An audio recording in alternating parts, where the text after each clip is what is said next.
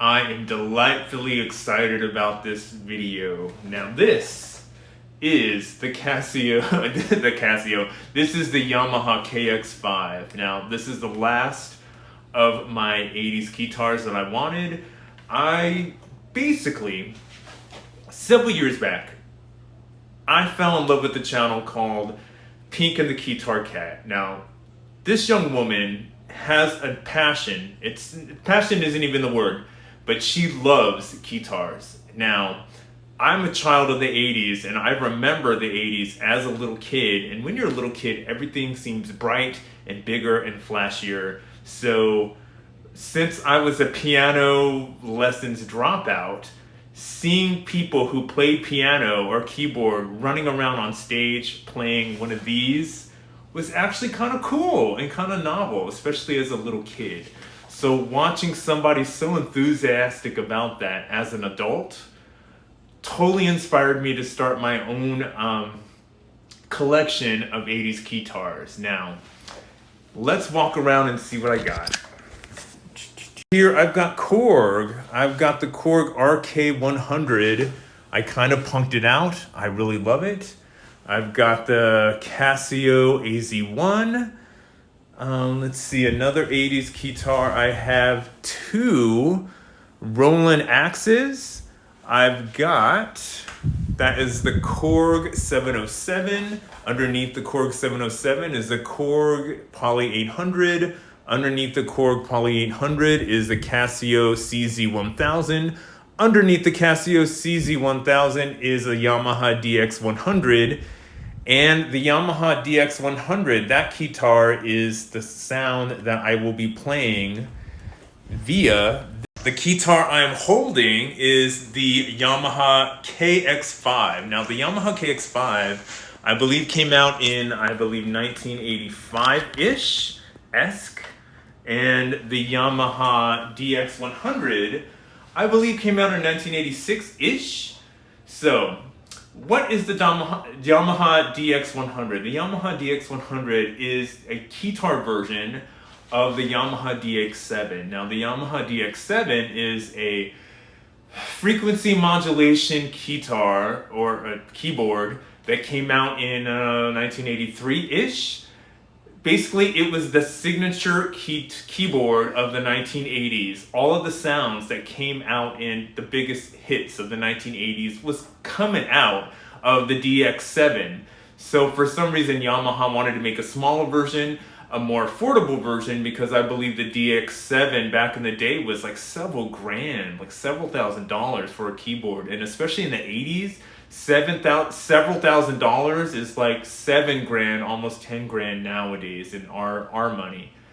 Now, the cool thing about the DX-100 is this little keyboard. It looks like a toy keyboard, but it's got these cool little pins on the side so you could play it like a Keytar. Now, it's got all the looks of a DX-7, except it's tiny. It doesn't have all the algorithms in it. I believe there are 32 different algorithms in DX-7. This has only got 8.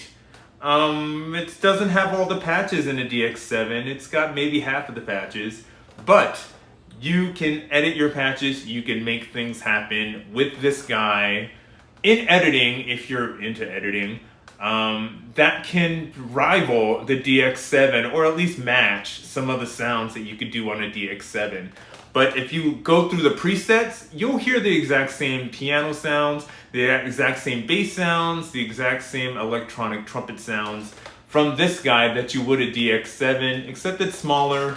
You don't have as much editing capabilities in it. Now, I'm going to play a track with this Keytar with the sounds of this guy. Plus, I'm going to go over all of the features that are in this guy. This is the Yamaha KX-5. I love the KX-5 because my name is Chris and it is almost spelling out my name, KX-5, or it looks like a KX with an S, so it's almost my name.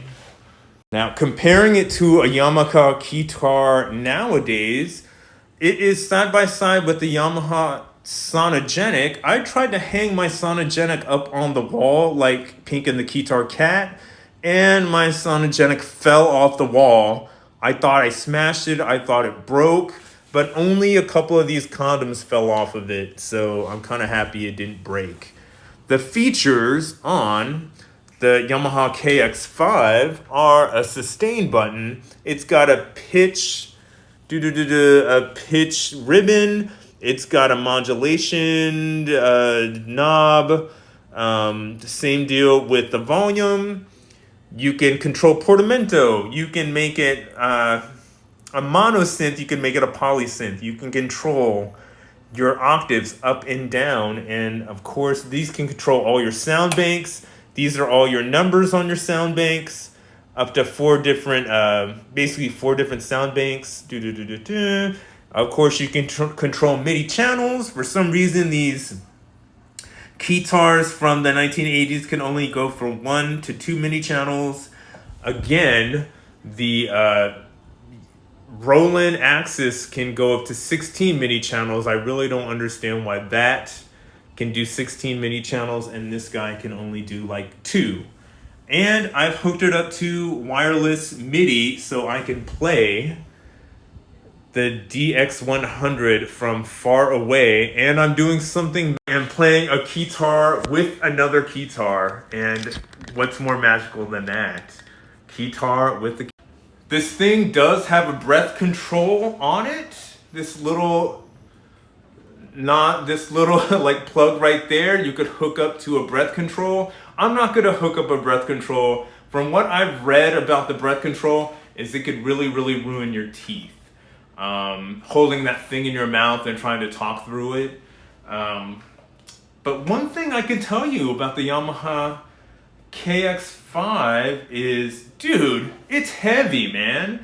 Not only is this like plastic, like hard plastic, but it's also metal, man. Like all of the silver up in this is metal, and this is plastic with metal on the back and plastic. This thing is pretty darn heavy for a small looking keyboard.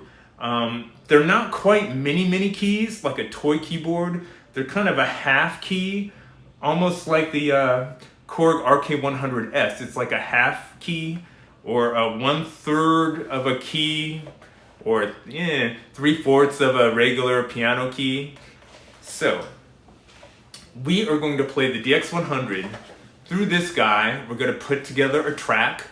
Only sounds from the DX100 and drums from a looper pedal. Let's see what happens.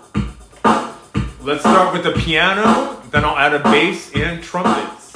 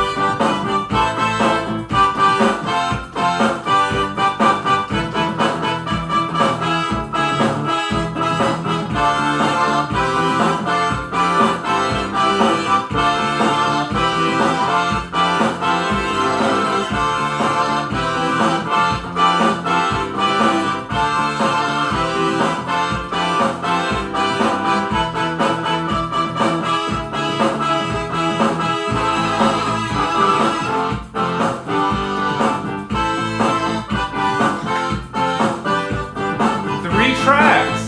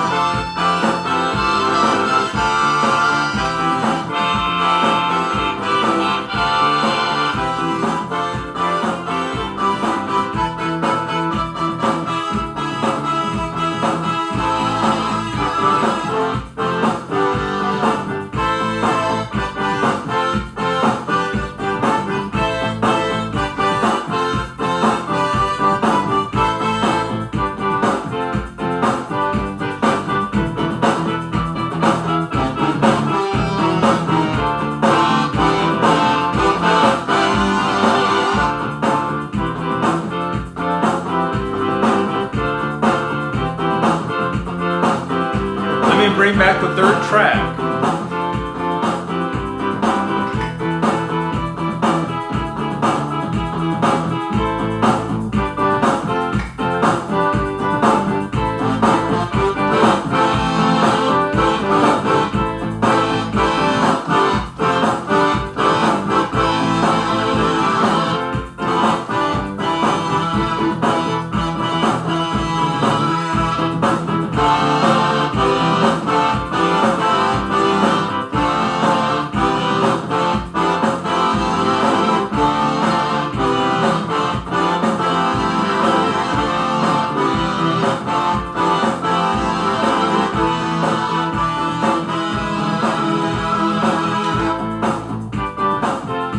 Again, 3 tracks, all sounds from the DX-100.